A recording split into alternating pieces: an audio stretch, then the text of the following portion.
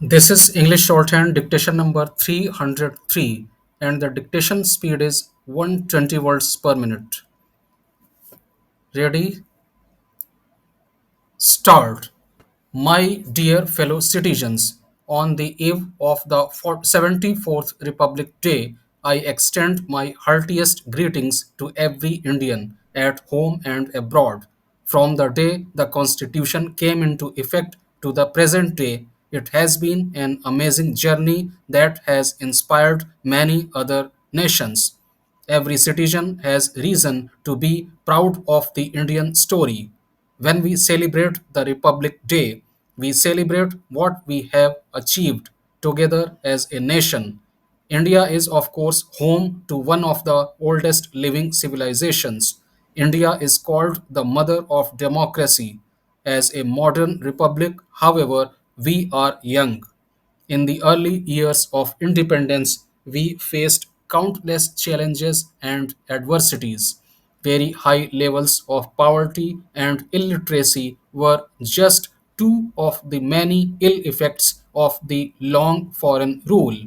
Yet the spirit of India was undeterred. With hope and confidence, we began an experiment unique in the history of humankind. Such a vast and diverse multitude of people coming together as one nation remains unprecedented. We did so with a belief that we are, after all, one, that we are all Indians. We have succeeded as a democratic republic because so many creeds and so many languages have not divided us. They have only united us. That is the essence of India. That essence was at the heart of the Constitution, which has withstood the test of time. The constitution that started governing the life of the republic was the outcome of the freedom struggle. The national movement led by Mahatma Gandhi was as much about winning independence as about rediscovering our own ideals. Those decades of struggle and sacrifice helped us win freedom not only from colonial rule but also from the imposed values and narrow worldviews. Revolutionaries and reformers joined hands with visionaries and idealists to help us learn about our traditional values of peace, brotherhood, and equality. Those who shaped the modern Indian mind also welcomed progressive ideas from abroad. A long and profound thought process culminated in our Constitution.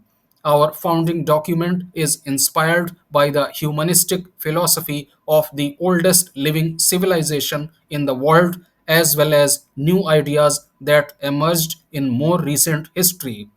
The nation will always remain grateful to Dr. B.R. Ambedkar, who headed the drafting committee of the Constitution and thus had a critical part in giving it the final shape. We are proud of the fact that the members of that assembly represented all regions and communities of India and that they included 15 women too. Their vision, as enshrined in the Constitution, has been continuously guiding our republic. During this period, India has been transformed from a largely poor and illiterate nation into a confident nation marching on the world stage. This would not have been possible but for the collective wisdom of the constitution makers guiding our path. While Dr. Ambedkar and others gave us a map and a moral framework, the task of walking that path remains our responsibility. We have largely remained true to their expectations, and yet we realize that much remains to be done to realize Gandhiji's ideal of Sarvodaya, the upliftment of all. Yet the progress we have made on all fronts is encouraging. My dear fellow citizens, in our mission of Sarvodaya, the most encouraging has been the progress made on the economic front. Last year, India became the fifth largest economy in the world. It needs to be underlined that this achievement comes against the backdrop of high economic uncertainties around the world. The pandemic has entered the fourth year, affecting economic growth in most parts of the world. In its initial phase, COVID 19 also hurt India's economy badly. Yet, guided by our able leadership and driven by our resilience, we soon came out of the downturn and resumed the growth saga. Most sectors of the economy have shaken off the pandemic effect. India has been among the fastest growing major economies. This has been made possible by timely and proactive interventions from the government. The Atmanirbhar Bharat initiative, in particular, has evoked great response among people at large. There have also been sector specific incentive schemes. It is a matter of great satisfaction that those on the margins have also been included in the schemes and programs, and they have been helped in tiding over difficulties. The government ensured food security for poor families at a time when the country was facing economic disruption in the wake of the unprecedented outbreak of COVID 19. Because of this help, no one had to go hungry. Keeping the welfare of poor families paramount, the duration of this scheme was extended successively, benefiting about 81 crore citizens. Further extending this assistance, the government has announced that even during the year 2023, the beneficiaries will get their monthly ration free of cost.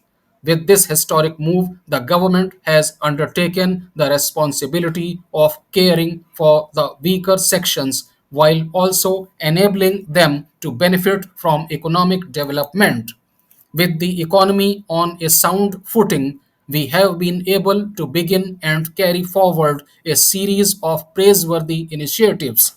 The ultimate goal is to create an environment in which all citizens can, individually and collectively, realize their true potential and prosper. As education builds the right foundation for this purpose, the National Education Policy has introduced ambitious changes. It rightly addresses the twofold aims of education as an instrument of economic and social empowerment and as a means to explore truth.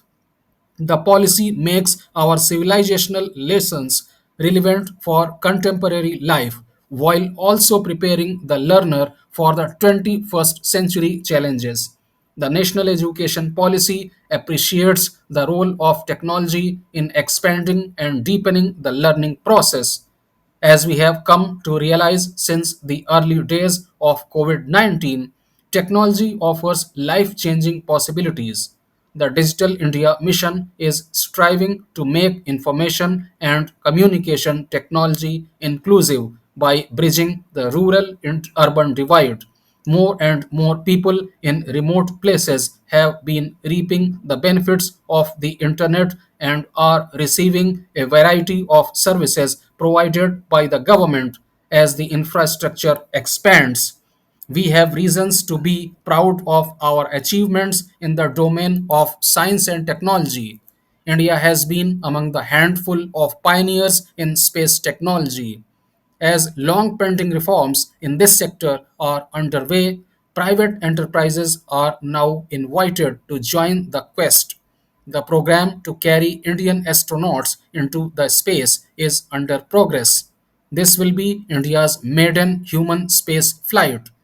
Yet, even as we reach out to the stars, we keep our feet on the ground. India's Mars mission was powered by a team of extraordinary women, and our sisters and daughters are not far behind in other areas too. Women's empowerment and gender equality are no longer mere slogans, as we have made great progress towards these ideals in recent years. Women's representation has been rising in every sphere of activity. During my visits to various states, educational institutions, And while meeting delegations of various professionals, I am amazed by the confidence of young women. I have no doubt in my mind that they are the ones who will do most to shape tomorrow's India.